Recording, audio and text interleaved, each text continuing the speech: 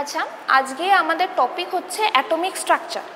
তো এর মানে আমরা আজকে জানবো যে অ্যাটমের স্ট্রাকচার কীরকম হয়, অর্থাৎ স্ট্রাকচারের দিক থেকে অ্যাটম কীরকম হয়।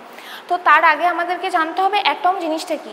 এটা অলরেডি আমরা প্রত্যেকেই জানি, তাও প্রথম আমাদের অ্যাটমের সাথে ইন্ট্রোডিউস হয়েছে যার থ্রু দিয়ে, তিনি হচ্ছেন বিজ্ঞানী ডাল্টন। তো ডাল্টনের থিওরি আমরা সবাই শুনেছি বা জানি। তো ডাল্টনের থিওরিতে অ্যাটম সম্বন্ধে কি বলা আছে না, প্রথমেই ডাল্টন বলেছে যে অ্যাটম হচ্ছে পদার্থের সবথেকে ক্ষুদ্রতম অংশ বা কণা, যাকে আমি যদি কোনো একটা পদার্থকে ভাঙতে ভাঙতে একদম শেষ স্তরে পৌঁছাই, তাহলে দেখব যে সেটা যেটা শেষ অংশটা পড়ে থাকে সেটা হচ্ছে একটা অ্যাটম বা পরমাণু। মানে তাকে আর ছোট করতে পারি না আমরা, তাকে আর ভাঙতে পারি না।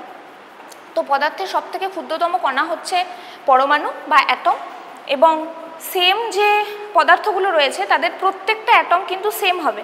অর্থাৎ কোনো একটা পদার্থ হিসেবে আমি যদি হাইড্রোজেনকে একটা পদার্থ হিসেবে ধরি, তাহলে এই হাইড্রোজেনের মধ্যে যতগুলো পরমাণু রয়েছে অর্থাৎ অ্যাটম রয়েছে এইচ, সেই প্রত্যেকটা পরমাণু কিন্তু সেম হবে, অর্থাৎ প্রত্যেকেই এইচ হবে এবং তাদের প্রত্যেকের ভর সেম হবে, তাদের প্রত্যেকের লুকস এক সেম হবে, প্রত্যেকটাই সেম হবে। এবং ডিফারেন্ট মলিকিউলের ক্ষেত্রে বা ডিফারেন্ট পদার্থের ক্ষেত্রে তাদের প্রত্যেকের কিন্তু আলাদা হবে, তাদের স্ট্রাকচার আলাদা হবে বা তাদের ভর আলাদা হবে, এগুলো সব আলাদা হবে। যেমন হাইড্রোজেনের ক্ষেত্রে একটা পরমাণু এইচ পরমাণু এবং ক্লোরিনের পরমাণু সিএল, এই দুটো কিন্তু কখনোই সেম হবে না। তাহলে সেম পদার্থের ক্ষেত্রে প্রত্যেকটা পরমাণু সেম হবে এবং ডিফারেন্ট পদার্থের ক্ষেত্রে পরমাণু দুটো ডিফারেন্ট হবে। এবং তাছাড়াও তিনি আর একটা কি বলেছিলেন, যে দুটো এই পরমাণুগুলো যেগুলো হাইড্রোজেন বা অক্সিজেন বা যে কোনো কিছু, সেইগুলোকে কখনোই আমরা কিন্তু তৈরি করতে পারি না, অর্থাৎ এদেরকে আমরা কখনোই সৃষ্টি করতে পারি না। এগুলো অলরেডি পরিবেশেতে রয়েছে, এদেরকে আমরা না তো সৃষ্টি করতে পারি না শেষ করে দিতে বা ধ্বংস করতে পারি। এগুলো আমরা একটা দুটো এই অ্যাটম নিয়ে আমরা একটা মলিকিউল তৈরি করতে পারি। হাইড্রোজেন মলিকিউল হয়তো দুটো হাইড্রোজেন অ্যাটম দিয়ে আমরা তৈরি করলাম, সেটা তৈরি করতে পারি, কিন্তু অ্যাটমকে আমরা কখনোই তৈরি করতে পারবো না। এবং দুটো অ্যাটম যখন যুক্ত হয়ে একটা মলিকিউল তৈরি করবে, তখন সেই মলিকিউলটাও কিন্তু সবসময় সেম রেশিওতে তৈরি হবে। যেমন জলের ক্ষেত্রে যদি আমরা H2O দেখি, তাহলে এই H2O-তে হাইড্রোজেন এবং অক্সিজেন এই দুটো যুক্ত হয়ে জল তৈরি করছে। এবং জলের সবসময় যে ফর্মুলাটা রয়েছে, তাহলে দুটো হাইড্রোজেন এখানে লাগছে এবং একটা অক্সিজেন। তো আমরা কিন্তু কখনোই এই যে রেশিওটা সেটাকে ডিনাই করতে পারি না, মানে এই রেশিওতেই হবে। এখানে হাইড্রোজেনের এবং অক্সিজেনের রেশিও কি রয়েছে, 2:1। এই রেশিওটা সবসময় সেম থাকবে। সে আমি যতবার এই ওয়াটার মলিকিউলটাকে নিয়ে কাজ করব, হাইড্রোজেন এবং অক্সিজেনের রেশিও কিন্তু সবসময় আমার সেম থাকবে। তাহলে এইগুলো অ্যাড করে বলা যায় কি কি জন ডাল্টন বলেছেন, অর্থাৎ পদার্থের সবথেকে ক্ষুদ্রতম কণা হচ্ছে পরমাণু, এবং পরমাণুকে কখনোই ভাঙা যায় না, আর কোনো ক্ষুদ্র করা যায় না, আরও ক্ষুদ্র করা যায় না। এবং পরমাণুর পদার্থের সেম, যে পদার্থটা নিয়ে আমি কাজ করছি তার প্রত্যেকটা পরমাণু সেম হবে, তার ভর সেম হবে। এবং আলাদা আলাদা পদার্থের ক্ষেত্রে তাদের ভর আলাদা হবে, তারা ডিফারেন্ট হবে। এবং এরা সবসময় সেম রেশিওতেই যুক্ত হয়ে মলিকিউল তৈরি করবে, এবং এদেরকে কখনোই আমরা সৃষ্টি করতে পারি না, এরা পরিবেশেতে সবসময় প্রেজেন্ট রয়েছে আগে থেকে। এগুলো হচ্ছে জন ডাল্টনের থিওরি। কিন্তু এই থিওরিগুলোর কিছু ব্যতিক্রমও রয়েছে।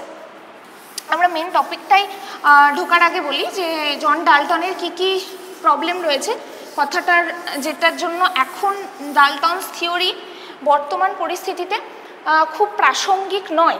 অর্থাৎ জন ডাল্টন যেগুলো বলেছেন সেগুলো বর্তমান মডার্ন ইন্টারপ্রিটেশন অনুযায়ী তার অনেক ভুল ভ্রান্তি ধরা পড়েছে।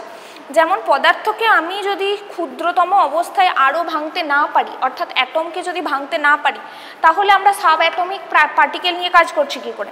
কিন্তু এখন আমাদের মধ্যে সাব অ্যাটমিক পার্টিকেল, অর্থাৎ অ্যাটমের থেকেও যে ছোট পার্টিকেলগুলো রয়েছে সেইগুলো অলরেডি আমাদের সামনে চলে এসছে, সেইগুলো আমরা জানিও। যেমন প্রোটন, ইলেকট্রন, নিউট্রন, এগুলো হচ্ছে সাব অ্যাটমিক পার্টিকেল, ঠিক আছে। তো জন ডাল্টন যেটা বলেছিল যে পদার্থর সবথেকে ক্ষুদ্রতম কণা অর্থাৎ যাকে আর ভাঙা যায় না সেটা হচ্ছে পরমাণু অর্থাৎ অ্যাটম, সেটা এই মুহূর্তে দাঁড়িয়ে সত্যি নয়। এখন পদার্থের সাব অ্যাটমিক পার্টিকেলগুলো রয়েছে, অর্থাৎ এরা হচ্ছে পদার্থের একদম ক্ষুদ্রতম অবস্থা। সেকেন্ডলি ডাল্টন কি বলেছে, সেম যে পদার্থগুলো রয়েছে তাদের প্রত্যেকটা অ্যাটম সেম হবে, কিন্তু আমরা অলরেডি আইসোটোপ জেনে গেছি। তাহলে আইসোটোপের ক্ষেত্রে আমরা জানি যে প্রত্যেকটা হাইড্রোজেন পরমাণুই কিন্তু 1H1, অর্থাৎ এই যে হাইড্রোজেনের 3 রকম আইসোটোপ রয়েছে। 1H1 এটার নাম প্রোটিয়াম, সেকেন্ড হচ্ছে 1H2 এটার নাম ডয়টেরিয়াম, এবং 3 নম্বরে হচ্ছে ট্রিটিয়াম। তো এই তিনটেই হাইড্রোজেন অ্যাটম, তিনটেই সেম, কিন্তু এদের ভর অর্থাৎ মাস কিন্তু সমান নয়। এর ক্ষেত্রে মাস নাম্বার হচ্ছে 1, এর ক্ষেত্রে মাস নাম্বার 2, আবার ট্রিটিয়ামের ক্ষেত্রে কিন্তু মাস নাম্বার হচ্ছে 3। তাহলে ডাল্টন যে বলেছিল যে প্রত্যেকটা সেম অ্যাটমের ক্ষেত্রে, সেম এলিমেন্টের ক্ষেত্রে অর্থাৎ সেম পদার্থের ক্ষেত্রে সবসময় তাদের প্রত্যেকের ভর সংখ্যাটা সমান হবে, সেটা কিন্তু সবসময় এই মুহূর্তে দাঁড়িয়ে বর্তমান ইন্টারপ্রিটেশন অনুযায়ী সত্যি নয়। এখন কিন্তু আমরা আইসোটোপের কনসেপ্টটা পেয়ে গেছি, এবং আইসোটোপ অনুযায়ী আমরা দেখতে পাচ্ছি যে হাইড্রোজেনেরই কিন্তু 3টে এলিমেন্ট রয়েছে, 3টে প্রোটিয়াম, ডয়টেরিয়াম, ট্রিটিয়াম রয়েছে, এটা প্রত্যেকে হাইড্রোজেনই, কিন্তু এই আইসোটোপ কনসেপ্টটাতে এদের প্রত্যেকের ভর সংখ্যা কিন্তু ডিফারেন্ট, কারণ এদের মধ্যে নিউট্রন সংখ্যাগুলো আলাদা রয়েছে। তাহলে এরা হচ্ছে প্রত্যেকে একে অপরের আইসোটোপ, এবং এখানটাই এক্সাম্পল হচ্ছে হাইড্রোজেনের আইসোটোপ। তো এরা প্রত্যেকেই আলাদা আলাদা ভর সংখ্যা হওয়া সত্ত্বেও এরা প্রত্যেকেই হাইড্রোজেন, এবং সাব অ্যাটমিক পার্টিকেল অর্থাৎ পরমাণুকেও ভাঙা যাচ্ছে। এবং 3 নম্বরে আরও যে ডাল্টন আরও যে পয়েন্টগুলো বলেছিলেন, অর্থাৎ আলাদা আলাদা অ্যাটমের ক্ষেত্রে তাদের ডিফারেন্ট হবে তাদের ভর সংখ্যা, সেইগুলোও কিন্তু আমরা যদি আইসোটোপ ছাড়া যে আইসোটোন বা আইসোবার এগুলোকে যদি দেখি, তাহলে তাদের ক্ষেত্রে কিন্তু আমরা দেখব যে তাদের ওই বিষয়গুলোও কিন্তু ডাল্টনকে মানছে না, এই মুহূর্তে ডাল্টনের নীতি মানছে না। তো আজকে ইন্ট্রোডাকশন পার্ট হিসেবে এটা ছিল।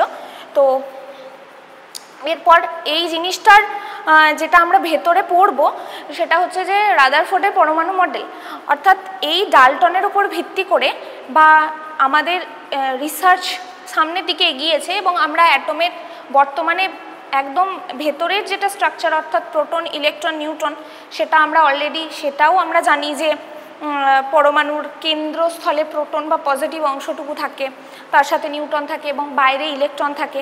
তো এই যে স্ট্রাকচারটা বা মডেলটা আমাদের মনে গেঁথে রয়েছে পরমাণু সম্বন্ধে, সেই মডেলটা অ্যাকচুয়ালি রাদারফোর্ডের হাত ধরেই আমাদের সামনে এসেছে, এবং রাদারফোর্ড এই কাজটা করার জন্য এই মডেলটার ডাল্টনের সমস্ত থিওরির একটা অবদান রয়েছে।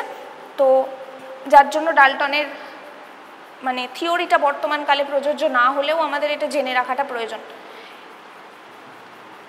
এরপর আমরা রাদারফোর্ডের পরমাণু মডেল থেকে নেক্সট ক্লাসটা কন্টিনিউ করব। ওকে, থ্যাংক ইউ।